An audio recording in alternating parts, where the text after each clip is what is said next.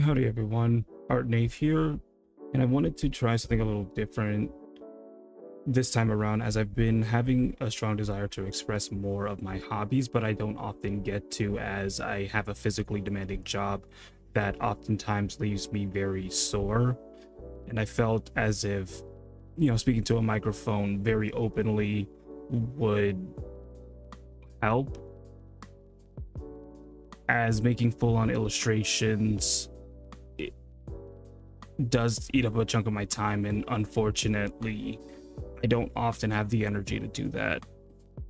So with that out of the way, Dungeon Crawler Carl is a book that I found whilst browsing my recommendation feed on Audible.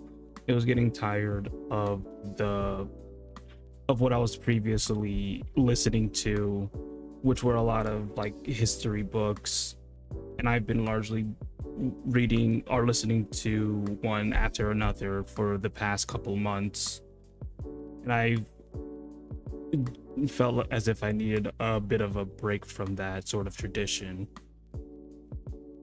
The first film of Dungeon Crawler Carl follows the titular character Carl, a United States Coast Guard veteran, and his ex-girlfriend's cat princess that he kept out of spite, as they both survive death game, like mixed with Survivor, with elements of dungeon crawlers, like I think RuneScape. I think that's actually what the creator was inspired by, as they fight monsters, level up and gain popularity, and have to trudge upwards from each dungeon floor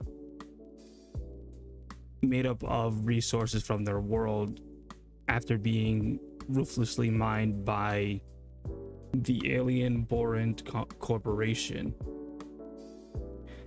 They are forced into an intergalactic reality show where popularity outside of,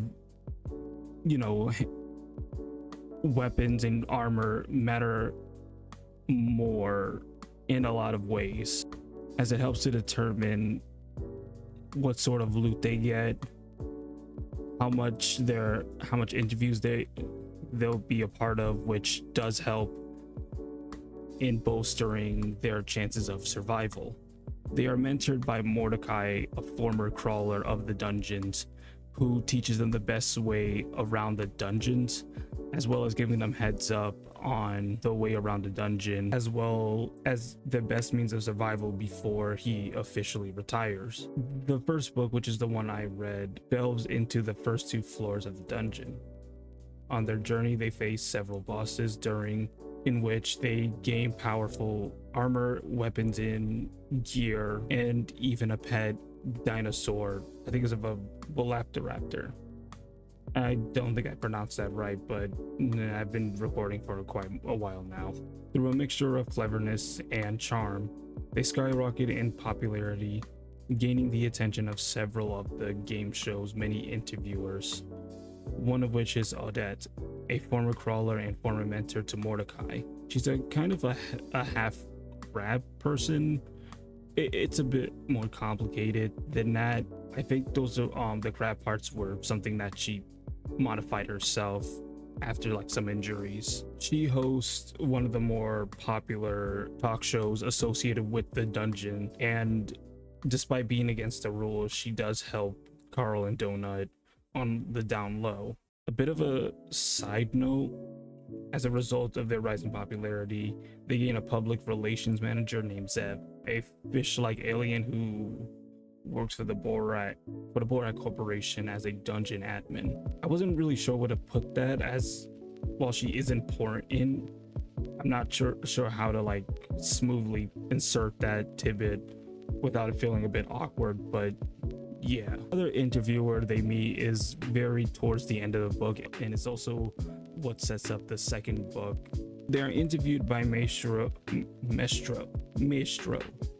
the younger member of the royal family of the Orc-based Skull Empire, where Carl and Donut are forced against their wills and watch and discuss as Maestro torments two other crawlers as they play a demented game in which, in order to save their companions, they must predict whether or not several crawlers that are pre-recorded will live or die. Enraged by this and utilizing one of the book's established mechanics, the popularity polls, Carl manages to leverage the audience to his side, save the two crawlers as well as his companions, but in the process makes a huge enemy from out of Metro, who declares revenge on Carl by the end of it. The story ends with the sort of cliffhanger, opening up a sort of loot box, but we're never shown it, but it likely will be revealed. My personal opinions is that this book is definitely what I needed, as I